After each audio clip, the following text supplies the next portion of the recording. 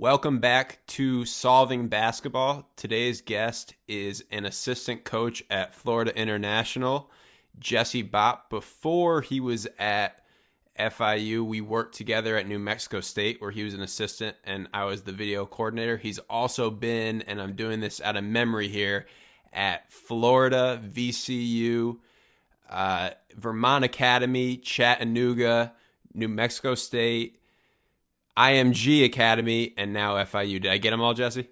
100%. Well done. Thank you for coming on. I appreciate it. Great to hear from you, Spurby. All right, first question on the pod. I'm not sure if you've listened to know this or not, but the first question for every guest is if we walked into a gym right now and I went under the hoop and you went to the foul line and shot 100 free throws in a row, how many would you make? Say 86. 86. Okay. So Yeah.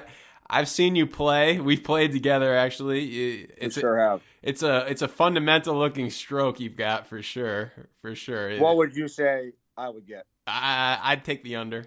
I'd say low 80s. Okay. But I will say this set shot. I do remember some pretty good success. I think it was more of when we were playing pickup. A cardio issue, right? Conditioning was more of an issue. Yeah, so maybe I'm overestimating that. Maybe 86 is right. And hopefully, since our time together a couple years back, I've addressed that conditioning part and put myself in a position where I could be more effective as we went up and down. No doubt. And you come from the Shaka Smart line of work where the coaches are doing the conditioning drills, right? Yeah, you got to.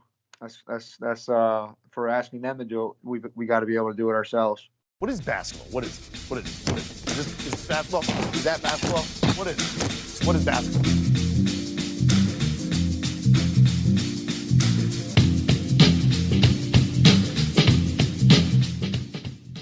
All right. So one of the first, actually really the first story that came to mind when I was starting this podcast was what we're about to talk about right now about Malcolm Bernard and something that we encountered probably in my first week or two at New Mexico State. So I don't know why it took me this long to get you on the podcast, but I won't take it personally. To give a little bit of background, I had been at Nevada as a grad assistant, and Paul Weir hired me as video coordinator at New Mexico State. As you know, Nevada is Transfer U, and they're in on every single transfer. They at least do their due diligence on every single transfer. They're doing a pretty good job at that. They are for sure. And so I had just done some work on some transfers that we were looking at potentially. There was actually 3 MEAC and SWAC players that we had been looking at. And so what I did was I found every example of a MEAC or SWAC kid moving up a level as a transfer, and basically found that the results were bad. And Sure. with at Nevada, my advice had been to stay away from those 3. And sure enough, when I got to New Mexico State, you guys were looking at Malcolm Bernard, who was a Florida A&M transfer. Yep. So talk a little bit about how the transfer market works. Like, how do you get involved with a kid, and how in Malcolm Bernard's case, how deep were you in it with him or not deep? Sure. Well, things have changed, drastically now with this transfer database, and it's given, the student athlete a lot more control over the process and not needing a release from the institution. And it's certainly more favorable to the student athlete, and I think gives them a lot more freedom and power in the process. But, that was just instituted this fall. So I think with transfers are it's an interesting dynamic. And I think evaluating players comes in a lot of different forms in modern day college basketball. That's junior college, that's transfers, that's grad transfers, and then there's, the high school prospective kids. And in any of those situations, Jordan, I really just tried personally to watch that kid play in as many different settings as possible without any preconceived notions, or just to watch what they do and see how they play and see what their skill set is and to try to make an assessment if that stuff would translate into success in what we do. I think it's interesting, at New Mexico State, we were just getting there, and Paul had, kind of created a picture of what he wanted to do on offense and defense. But I think, we were trying to get the best players that we could, and then potentially adapting to that in terms of how we would play. So I think each situation is different, obviously. But with a kid like Malcolm Bernard, obviously numbers and productivity to me is really important. And have they produced? What was the sustainability of that production? Was it just a one-year thing? In Malcolm Bernard's situation, he had been I think he was at Charleston Southern. That's right. Yep. Before he was at Florida A&M. So, following his timeline, was he good his freshman year, sophomore year? Did he take a significant jump? Why did that jump take place? What was the style of play of that school? What would those coaches say about him? Why did he leave? All of these things. And, you see a lot of grad transfers now, kids transferring up, whether that be in a grad setting or in a, after a successful freshman campaign or, as after a sophomore year in which they've produced. And I think that is a byproduct of us analytically, looking at things through that lens and saying, hey, this kid has really, really produced. He has great numbers. If he can get 15 a game in the SWAC or the MEAC or in a low major league, that, hey, maybe that would be 8 to 12 at a higher level.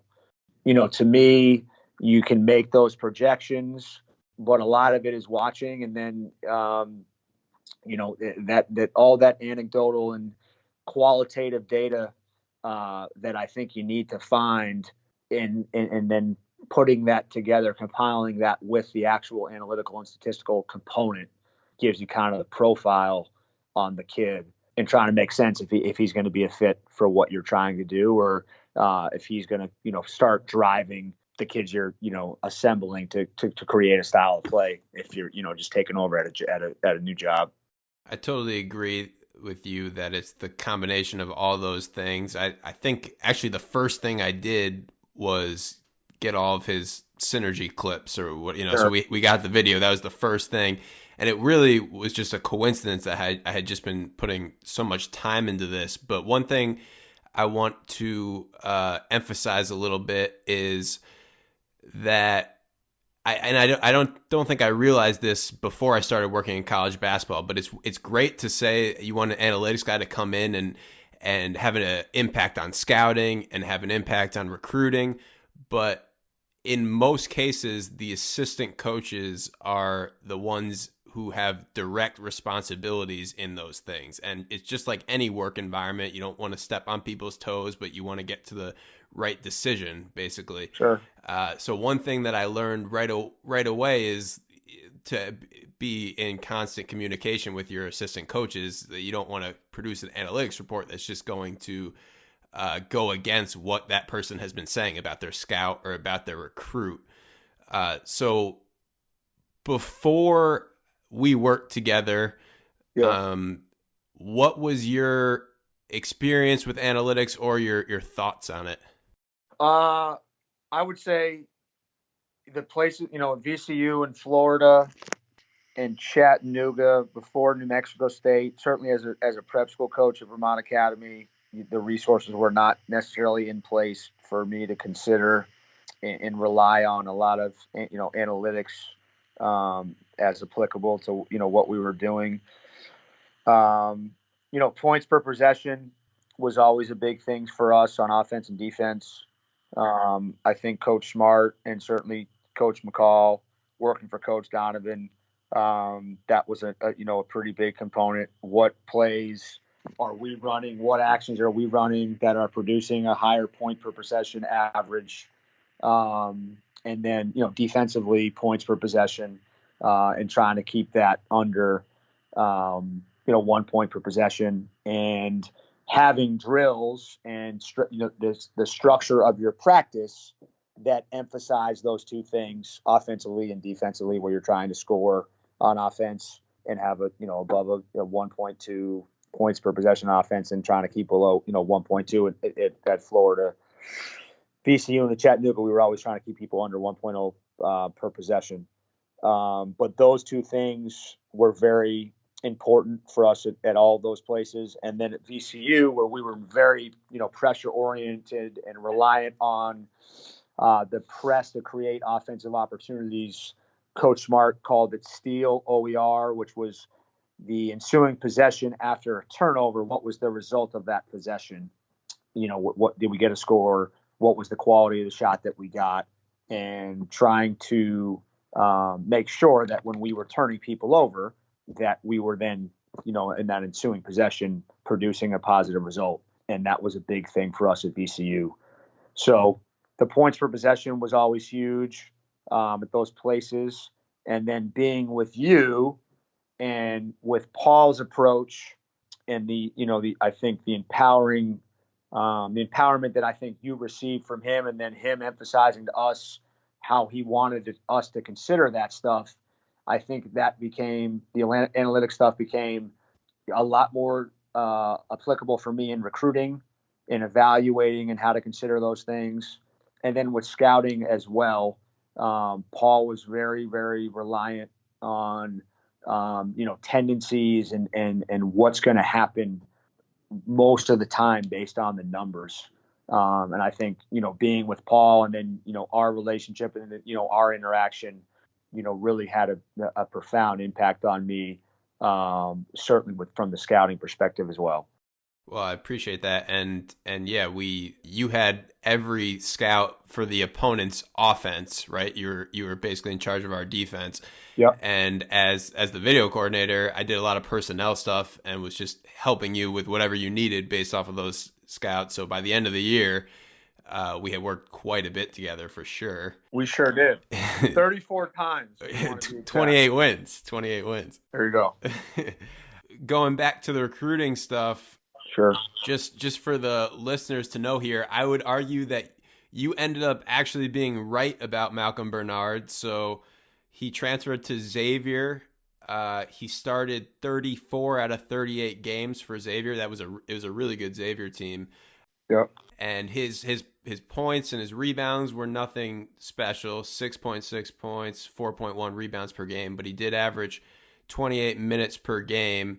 I don't know if you remember this, but we would, in the middle of staff meetings, sometimes we would just look at Malcolm Bernard's stats and see who was winning. Yeah. Well, I think it's important to point out that, and this is, the part of the ongoing discussion about all this stuff is you were making that projection, and correct me if I'm wrong, that, you were grouping him into the cohort of, MEAC or SWAC transfers, that the majority of those players did not have success. Yes. That it was not translatable, and that the projection would be that Malcolm Bernard would fall into that same category based on what the numbers showed you. Right. And specifically too, I felt like he wasn't, which this part is what really ended up being wrong. I felt like he wasn't a great role guy because he shot 21% from three at Florida A&M.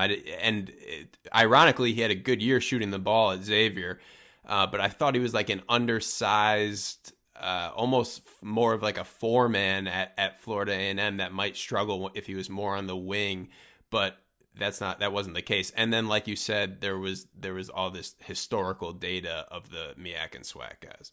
Sure.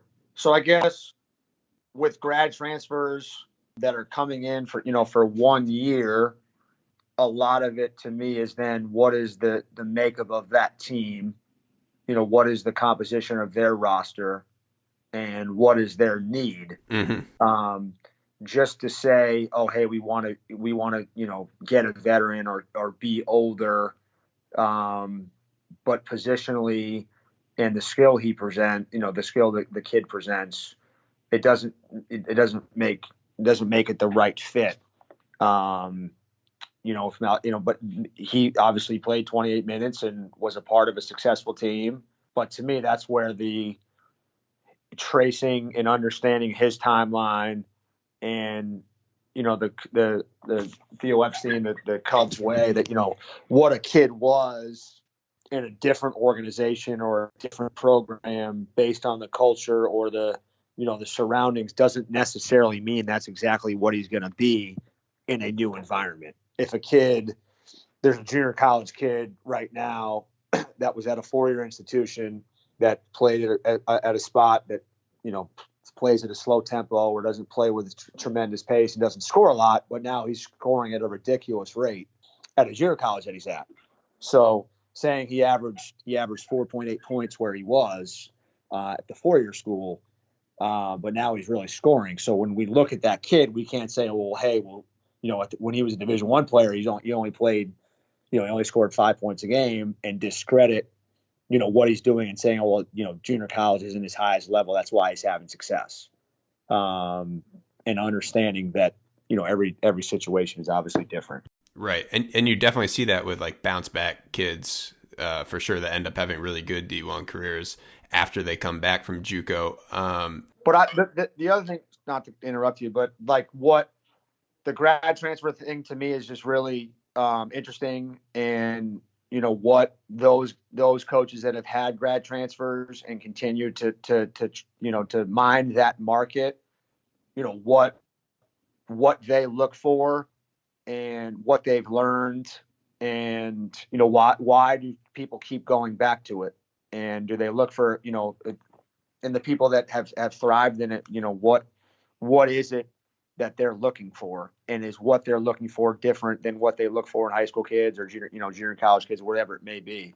But you're seeing it so much now at the high major level that, guys are coming, the kid at Villanova, Cremo, trying to think who else this year. Reed Travis at Kentucky. Kids, Reed Travis was at Stanford, so it's not as much, but like, those kids are, they're expecting those kids to come in and how much do they need for them to contribute, and that those, stats, what again, what are they looking for? Is just, I'd be really interested to know at those high major places and evaluating, kids from low and mid major leagues. One thing in recruiting in general, and grad transfers but really all recruiting, I think that sometimes coaches don't think enough in terms of probability. So like a lot, the buzzword is this kid's good enough or he's not good enough, right? Yeah. And it's way more nuanced than that. Sure. In terms of fit, in terms of what role he's going to play. And then also, I mean, just in terms of raw talent, we don't really know until he gets there. And sometimes you don't even know until a couple weeks into the season. And so it's not just in recruiting, but really in coaching, understanding that nothing's certain for sure. There's a lot of probability involved is pretty big, I think. And those guys that are willing to trust themselves and trust their guts, like, I think if, Spike Albrecht was going to to UMass Lowell, and then, John Beilein saw something in Spike Albrecht and said, this kid can, play, bring value for us at Michigan, or Colin Gillespie at Villanova. Mm-hmm. He wasn't recruited by other schools at that level, but, Jay Wright and his staff thought he presented things where he could bring value to their program, and guys that, go out and evaluate and say, hey, this kid does things that, we value and translate to being successful in our program. I just have an enormous amount of respect for that. Jay Moran at Murray State, there's examples all over the place.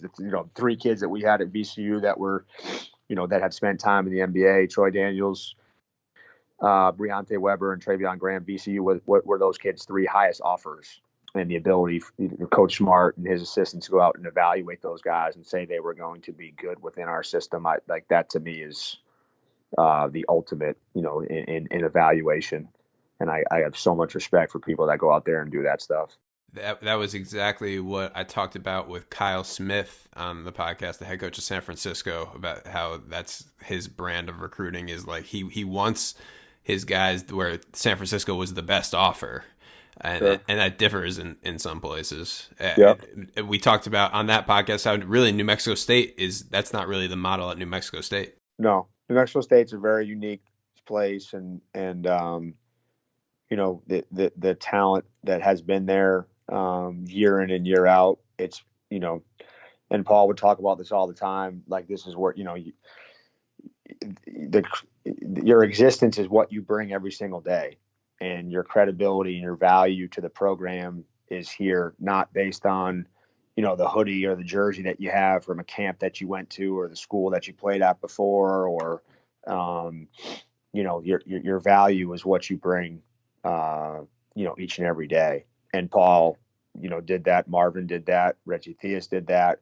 And obviously Chris Jans is doing that right now, in terms of those guys writing their own book, and and about what they do every single day, and not based on where they've been, and to the tune of almost beating the number 2 team in the country the other night. For sure. So to put a bow on this recruiting stuff, there was actually 3 SWAC and MEAC guys that we were looking at Nevada, and just to list them all, it was Malcolm Bernard, who had the best run. We already talked about him. The other 2 were Christian Kessie, who went from Coppin State to Memphis, and LaRon Smith, who went from Bethune-Cookman to Auburn.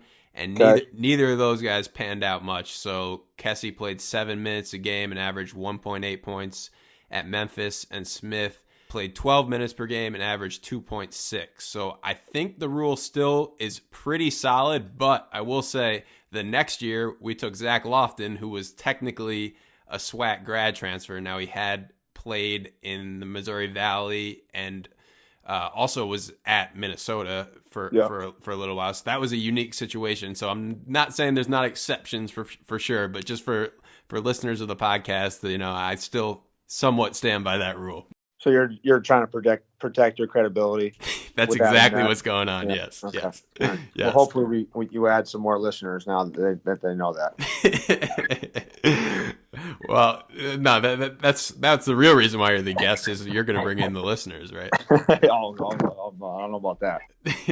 All right, so let's switch over from recruiting now and get into a little bit of style of play, basketball stuff. So you were brought in by Paul for a lot of reasons, but one of them was for the press. You'd worked with Shaka Smart, most notably. And now you're on a staff that is highly committed to the press. So actually, Ken Pomeroy has talked about Coach Ballard's commitment to the style of play he said he was going to play on his podcast. A lot of first-year head coaches come in and they say, we want to play fast, but they don't necessarily do that. You guys are second in the country in pace. Your offensive possessions are the 3rd fastest in the country, and your defensive possessions are the 17th fastest. Overall, you're the 2nd fastest. We were talking about this a little bit before we started recording. What has been your experiences? You've now been in year 1 of taking over programs with pretty distinct style of play. So what's your experience been with that? Well, I think the style of play is an extension of your culture, and Jeremy has deployed a plan of attack that is rooted in going after people, regardless of opponent, regardless of what the other team is doing. We're going to attack them when we're on offense, and we're going to attack them when they're on offense, trying to take them out of what they do.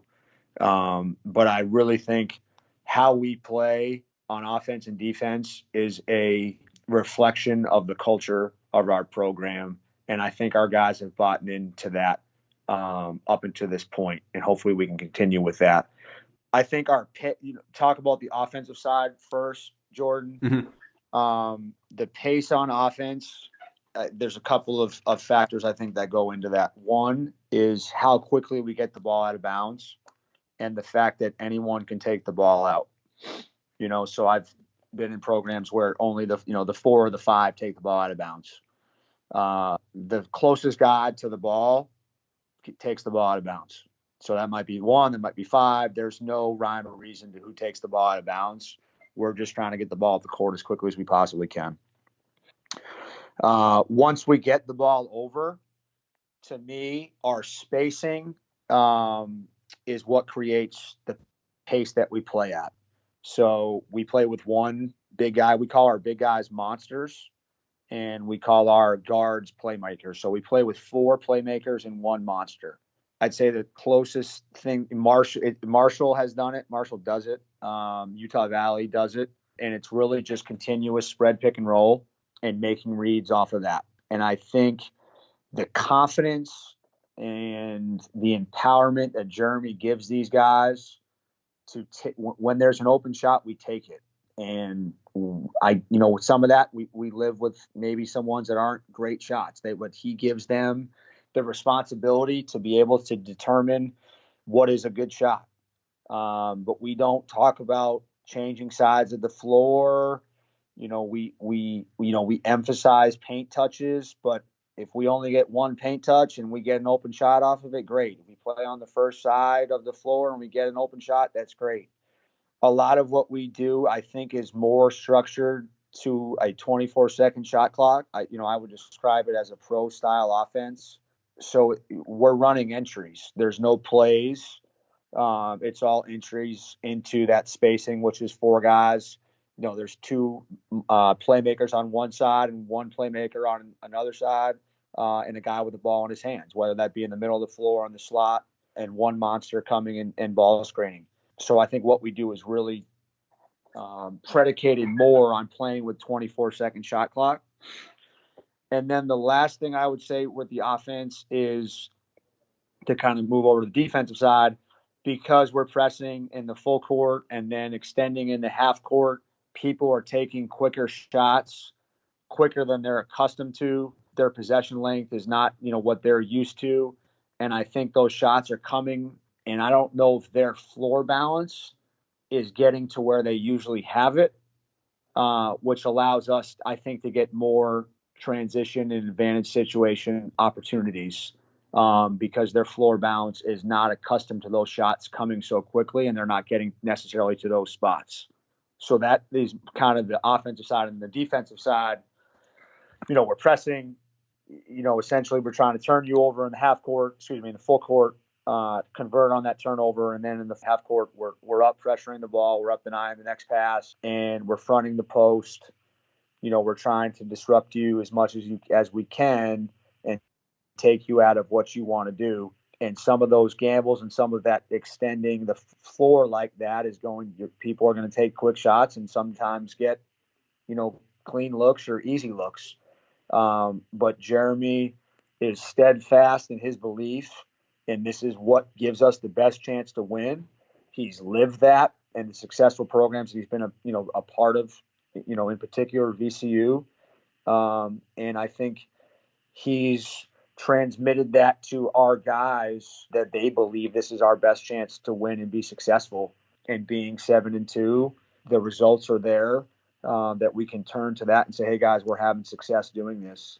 But we don't talk a lot about the numbers with our guys. We don't, talk about, where we are in pace and stuff. We just play, and we attack, and we don't want them thinking about numbers. We want them playing and attacking and feeling the right play, feeling the right play to make and making it, and being aggressive and really, really confident in what we do. So first, I have a question about the offense. So sure.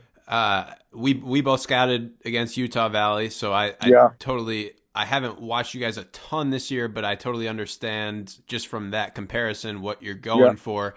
How long or how hard is it? Because Utah Valley is great in ball screen reads, right? Yeah. But for the most part, they have some older guys, and it's I haven't worked for Mark Pope or ever talked to Mark Pope, but I would guess it's a multi-year thing to get their point guards and all 5 guys playing that way. So having a short turnaround from getting hired to the season, how long does that take? How hard is it to get those reads going? Well, the reads are everything, obviously. And I think a lot of this stems from everyone, turns on Villanova and says, hey, I want to play like Villanova and just make reads and set ball screens. And you have to have good players to do that.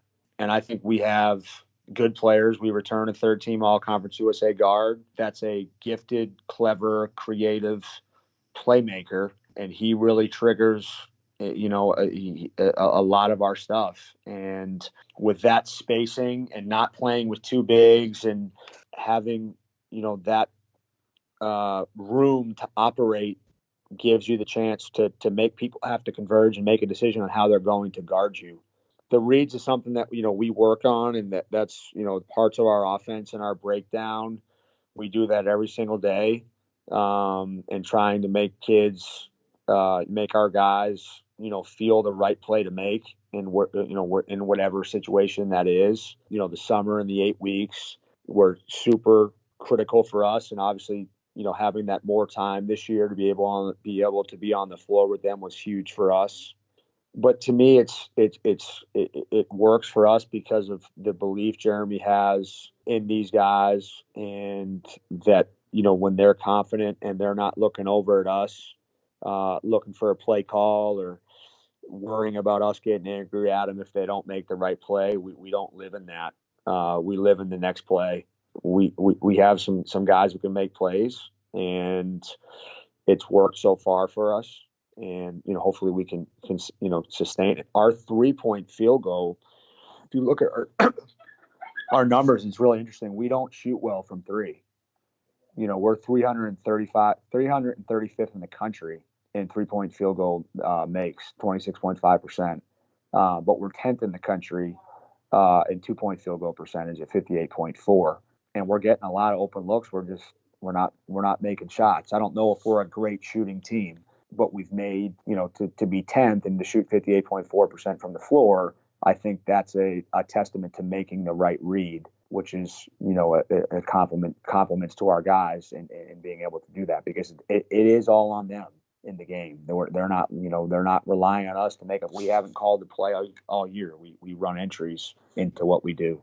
One thing that I get a lot of questions about whenever I do like a video on reads or anything like that is what's the read, and maybe it's just one thing that you guys do, not all the things, but when teams are switching, what do you do then? Switching, we do what we would call a chase, would be more of our attack. So we would throw the ball to our monster and then follow after that pass and try to attack downhill. We don't, people will switch us, and Brian Beard, the guard I was talking about, is very dynamic. He'll attack that switch. We don't do a lot of, high low out of that switching. So it's either a chase in which we, throw ahead and follow after it and try to attack downhill, and kind of disrupt their switching. Am I switching that chase? What am I really doing? Or, a lot of these switches, if they switch on to Brian Beard or some of our other playmakers, just kind of attack, not kind of just a straight attacking those switches, would be our counters to that. And from a defensive perspective, if we go into the press a little bit, is it one press every time, or are there multiple different looks that you can throw at a team? Sure, yeah. There's a couple lineups. The most consistent one is the full court man-to-man press, in which we're trapping in the outer third of the court. That's the one you'll see the most from us, and we're trying to trap and steal off the ball. It's the game has been, officiated differently this year, and hopefully it will continue, because we all, I think everyone seeks more consistency with how the game is officiated. So I think pressing has become infinitely harder because fouls and, cylinder violations are happening all the time. So I know I'm going on a tangent there, but the majority of our stuff is full court man-to-man, in which we'll trap in the outer third of the court. We will go 1-2-1-1. We will go 2-2-1. Your fear with those zone presses is guys getting free at the back of the press for threes. So with good shooting teams, sometimes, we stay away from those zone presses out of not fear, but just wanting to make sure that we're matched up as much as we can be, and we're not giving them open looks at the back of the press. Yeah, so you mentioned the fouling, which was something that I had circled, particularly the two, statistically speaking, the two defensive weaknesses that you guys have had are fouls, which I would imagine a lot of that would probably be back end of the press stuff. Yeah. And then defensive rebounding too, which it isn't a surprise if, like you said, you're a denial team in the half court. It just makes box outs that much harder. Sure. My question is this, and you have so much experience with this in year one with staff. So you have players that weren't necessarily recruited for the press. And that's not to say that they're not good players. Like you said, you have an all conference guy that's back. But it might be a little bit different in a year or two when you have your first couple classes coming in. Sure. So what's the line between Coach Ballard wants to press, that's going to be his thing, and that's how he's won in the past, that's how he's going to win, and then this year one style of play? Yeah. I go back to Coach Smart's introductory press conference at VCU, and he said, we're going to wreak havoc on our opponent's psyche and their plan of attack. And for 6 years, he did that every single game, no matter who they were playing. And that's what we're doing here. That's our intent. Every kid that's here is our guy. It doesn't matter if they were recruited by us, they were recruited by the previous staff. That has nothing to do with it. That we have all become each other, and this is what we do. It's a way of life. It's how we operate. And to sit there and evaluate and say, well, we don't have our guys in here yet, or this guy might be better suited to play a certain way.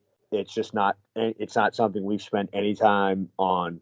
Jeremy has a vision. He had a vision. It's our job to carry it out and connect that, our guys with that vision. And, if there's weaknesses and flaws with it, that's so be it. But I think it's, it is something to consider outside of what we're doing, that, hey, if you don't have, the guys to do it, does it really make sense to do it? West Virginia was really good at it, but they were really good at it because they had the guys to do it. We were really good at VCU pressing and turnover margin, and that, statistically in the press. But we had, Briante Weber, who was one of the most dynamic, defensive players, to play college basketball in the last 10 years. So I can easily see, the argument can be made, hey, can you really do this? And I would just answer that, we are doing it and we'll continue to do it. And hopefully, our classes, our recruiting classes, are guys that can, further that style of play and way of being and our culture. But all of these guys now are our guys, and even those guys that might be limited in their ability to do it are giving us everything they have within it. One thing that I know we're definitely on the same page on defensively is trying to limit opponent threes. Yeah. We were really good at it at New Mexico State, and I remember you caring a lot about it. I'm looking at it right now. You guys are 104th in the country at not allowing teams to shoot threes. So 36% of your opponent shots are threes, which is pretty good, and I'd say really good for a press team. Yeah. So what is the emphasis on the back end of the press to avoid those rhythm threes? Yeah. Our term for the back of the press is fix it, and I think we use that at New Mexico State. Yep. In terms of when a team does break the press, and there's a penetrating pass up the floor, your ability to get matched back up. I think what helps us get matched, I don't think we're great at fixing it. We were having this discussion today. VCU, their defensive numbers this year are very good. Jeremy would attribute that to that they fix it very well. So they're in the press, the ball gets advanced, and they get back to, guarding, they get back to set defensive position. I don't think that we're great at that right now. I think it helps us that we switch in the half court.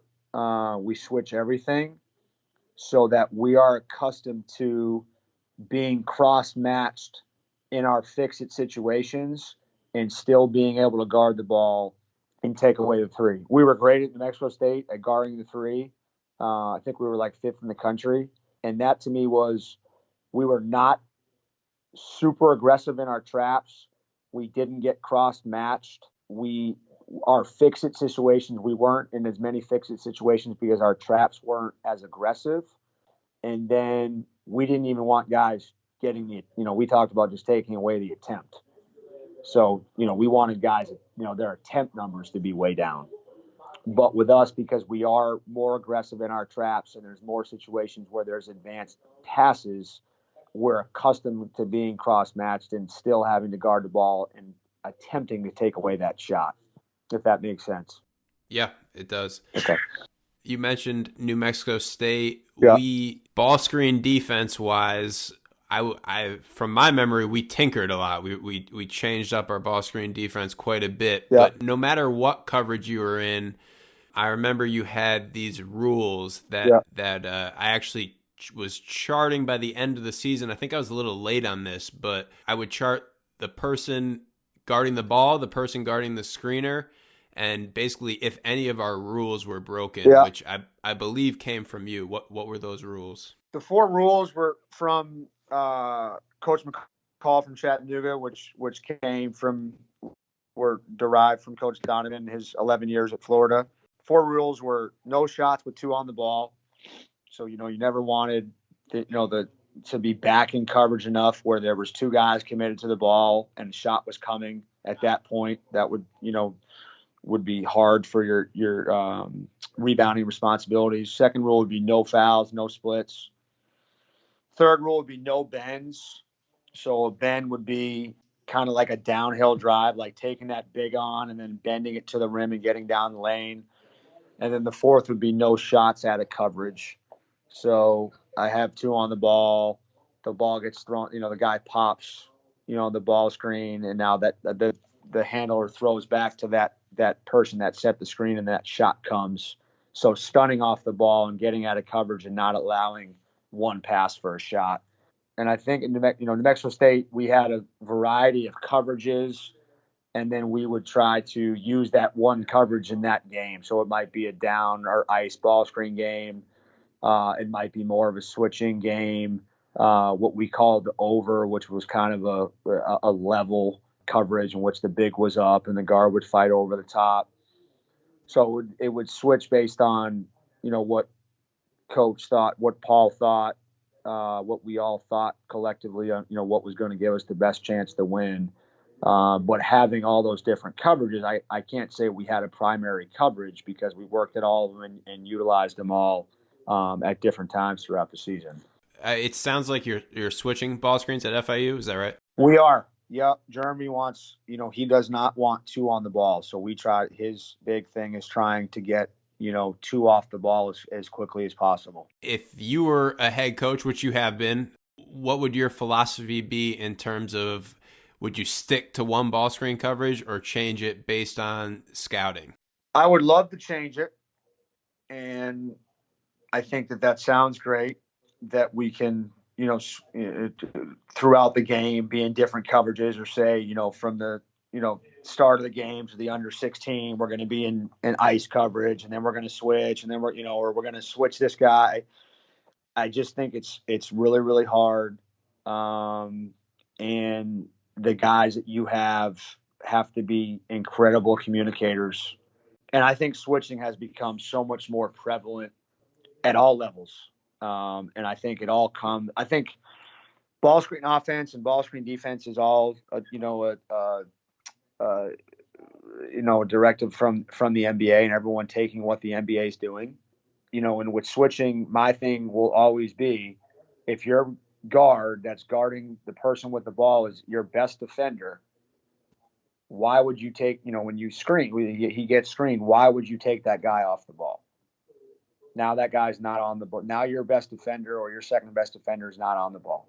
And I think that's the hardest thing with switching. So, and then now there was an interesting article. The guy who covers LeBron James for ESPN, Brian Windhorst. I forget. Yeah. Wrote an interesting article about, the NBA defenses and how now everyone's switching. And obviously it's easier to switch now because it seems like there's less size on the floor and more skill, and there's more like matchups that you have, but that our defenses that are taught are more traditional shrink the floor defenses. And with all the switching that's going on, the overall team defense and all the things that are taught, there's not great synergy between switching and how we're teaching overall team defense. And I think like the Warriors and he said this as well, and stuff that they switch the switcher. So like, Steph Curry gets screened by 5-man, Draymond switches onto the ball, and then the big rolls Steph Curry into the post, and then Damon Jones, is on another big, and he switches onto that post guy to get Steph Curry off the guy who's on that, that big in the post. But I think switching requires incredible communication. And as years have gone on, I feel that teams have become less communicative on defense. And, I just think we're at this dilemma of what is the best. I mean, I'm enamored with how team, out on the road recruiting. My first question I ask someone is how you guys guard ball screens. What are you guys doing? It's come full. I mean, some people are back to, traditional hedging. And I think switching sounds the easiest, but the dilemma to me with that is why are you taking a good defender and taking him off the ball? Now, if your guards aren't good defenders, then it's a different situation. So the ball screen thing to me is really interesting. The article goes on to talk about that, NBA offenses are way ahead of NBA defenses, and that, credits D'Antoni and Spoelstra with spread offenses, but who's going to come up with a sustainable defense that keeps in mind all the switching? And I think the Warriors are so far ahead of everyone else with that, but they have unbelievable communicators. And Draymond, you watch them play, his ability to talk and point guys into the right direction is incredibly invaluable for what they do. I'm pretty sure that people have been calling that type of switching the Warriors do scram switches, I think. I'm pretty sure that's the term. There's two different – well, the Celtics call it scram. So there's triple switching and then there's scram. So to me, scram is you're fronting the post, and on the flight of that pass, the lowest man comes and takes the ball, and that front guy is in a full rotation. And then the triple switch, I know Zach – from Army was on. He on one of his pick and pops, he broke down the triple switch, which is essentially what I talked about with Steph getting switched on to the guy rolling into the post, and the other big then switching on to that guy, and Steph getting off the ball. And those things you see a lot. The Celtics do it, and the Warriors certainly do it as well. It involves so much communication, and then you're just there's 6 less seconds that you're defending in the NBA. And I think that really helps them be able to do that, as opposed to us where we have 6 more seconds. I remember you being a really big proponent of performing your ball screen coverage and then switching, right? Like ice to switch. I remember you talking about that, or down, whatever we called it. Yeah. Personally, at the college level, where guys aren't quite as skilled at the NBA level, like I feel like ice or down is the right way to guard a ball screen, but the problem is it's really hard to actually execute it, to get, especially if you're not a no middle team, to get to the high side. If there's any randomness in the offense or just movement, it can be really hard to do. And that's something I think college teams struggle with, is the emergency switch. So exactly. So have your coverage, ice is a great way of doing it, but you're not always going to be able to get into it. And then it has to be a switch. Sure. We've begun to ice, and any blown coverage. So say we're in an ice, as soon as that coverage is blown and that guy gets either down, off to the middle of the court or drags out that coverage, it becomes a switch. But I think with player movement and weaves and the ball moving, I mean, people taking actions from the NBA. I mean, a lot of all the NBA actions are to try to eliminate downing, because downing had become so prevalent, and people then watching that and then using that. And what you're talking about, random ball screens, it's really hard to down random ball screens. It's hard to down ball screens when the big is above the ball. it's a lot easier to down a ball screen when the big is coming from below the ball, and the big can see that and he can call it out and the guard can get into coverage. So I think keeping players in the outer third is great, but it's hard to get in there with what you're saying, that the randomness doesn't allow you to get into coverage. And then what do you do as an emergency situation? And are you adept at switching and, recovering from that blown coverage as a result of what the offense is trying to do? Yep, and that I'm not a fan of hedging at all, especially like real hard hedging. But if I was making an argument for it, I'd say it's probably the easiest coverage to execute. So maybe even if it's not the best coverage, just the fact that you're able to execute it at a higher rate than downing or any of the harder ones to get into the game. It's a balance, I guess, between the right coverage and then being able to execute it. Well, yeah, but like Virginia hedges. Yep. Virginia's, unbelievable on defense. So you are what you practice, you are what you emphasize, and you are what your kids are able to do. So my issue with hedging is I think it overextend. You overextend your defense, and I think you get into rotate. With downing, I think you down to stay out of rotation. I think hedging forces rotation. You don't have two. Some people hedge for one dribble. Sometimes people hedge for two dribbles. Sometimes people stay with the hedge until the guard gets back. But that big returning to, his man, that's a long run. And I think that hedging is incredibly taxing on big guys. And if you have great front court depth and you can kind of cycle guys in and out, I'd be more of a proponent of hedging. If you play at a slow pace and you're Virginia, and your offensive possessions are long, and you're not expending a ton of energy on offense, I'd be more prone to hedging. And everyone's different. Tony Bennett obviously knows a little bit more about basketball and defense than I do.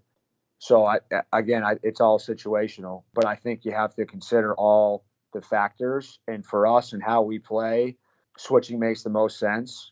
And it services, Jeremy's primary objective, which is to try to keep two on the ball as for the least amount of time as possible.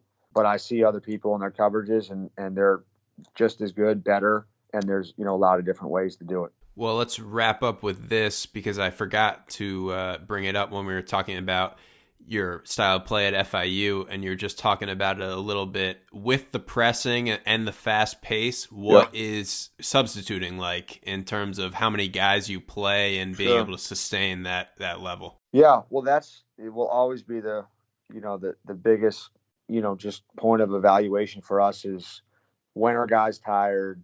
How do you manage, maintain your style of play? There's a lot of, if a team goes big or a team goes small, then we react to that, and we do a lot less of that here than in my previous, stops. Like I can remember sitting in staff meetings in New Mexico State and Paul talking about how often they played big or how often they played small, and then having substitution patterns based on that. I can tell you we haven't spent any time on, what the likely lineup that they're going to have in the game is and how that's going to impact who we have in the game and when we take guys in and when we take guys out. We try to utilize the media timeouts the best that we can. We try to use visual, evidence and our intuition as much as we can. We don't have, this calculated formula that we say, hey, this kid's coming out at 17-12 and he's going to sit, into the first media or any of that. And it's really about, keeping guys fresh. I don't have and I probably should, our guys' minutes in front of me. I don't think we have anyone that plays over 30 minutes a night. And, the argument that I would, the other side of pressing would be, do you take, if you don't have depth and your top five guys are that much better than those next three or next five guys, does pressing take your best players off the floor more? And for us, what prevails is the style of play. And we want to maintain that at all times. And whatever that means in terms of who's on the floor, we're willing to, to live with that. And again, because of the belief and confidence that we have in our guys, and hopefully they have in themselves, we have the chance to win, a high, chance to win and be successful regardless of who we have on the floor. And on the reverse side of things, I can give you an example. Last year when we played Paul's pressing teams, UNM, it changes the opposition's substitution patterns too. So sure, the first time we played New Mexico, we actually scripted our subs, which was not something we did ever, but we had a plan going in, and I was actually in charge of it, not making the subs themselves, but tracking the plan. And it was the only game of the season I did this, but I would tap Jans on the shoulder and say, okay, it's 16:30, so-and-so is coming out. And we stuck to it for a game. I think when we played them in the pit later on, we didn't quite do it like that. And it's difficult there needs to be a stoppage of play to actually make subs. And my point was like, well, if there's a 2-minute period when there's not a stoppage of play, all of a sudden this plan is like, you can't really stick to it anymore. So it's a little bit tricky, but it's something that you guys, I'm sure, put a ton of thought into, but also your opponents based off of the pressing and the tempo. And that would be, it's so interesting to me, like what other people are doing and what they're talking about and what it's like to prepare to play us or any team, you're a part of, and how it impacts them. And our hope and, our intent and our belief is that by how we play, we're just making someone else play a way that they don't want to, or similar to what you were saying, hey, we were scripting our subs, and you're now part of, you're thinking about things that you've never thought about before, and that presents some level of distraction or disruption in what you do, and that produces a favorable result for us, or it limits your ability for you guys to be at your best, or whoever that opponent is. Well, here's what we'll do. I'll have after you guys play Western Kentucky this year in conference, I'll have Shu on, and I'll ask him all these questions about the game plan against FIU, and you can listen, and then there we go. Well, that would be great. That would definitely be one of the podcasts I would listen to, and I would create a campaign to get as many people to listen to that one as possible. For listeners that don't know, Mark Shu was another assistant coach on our staff at New Mexico State. He's now an assistant at Western Kentucky, and he likes high motor players, right? Look, gotta have the motor. Gotta have the motor. They had the motors running in at Arkansas the other night. They did. It was a big one. I'm looking forward to that matchup. I'll be tuned in for sure. That'll be a good one. That's when is that? Western Kentucky is January the 17th at Western Kentucky. That is, I don't know if Conference USA or ESPN has released the time yet for when that one's going to be on ESPN. So I'll keep you posted when I hear. Sounds good. But I appreciate your time. It's okay that you're slightly offended that it took 12 episodes to get you on, but I did pick a perfect time where you have almost a more than 10-day layoff in between games, so I'm glad it worked out. Yeah, I know that's why you did it, and that will prevail for me. And not only did first it started with you standing me up at my wedding in August, and now 11 guests coming on before me, but we'll move forward in our relationship. All right. Well, it started out rocky with Malcolm Bernard, and here we are. So we've come a long way. All right. Thank you, sir. I really appreciate it. Great to be with you, Spurbs.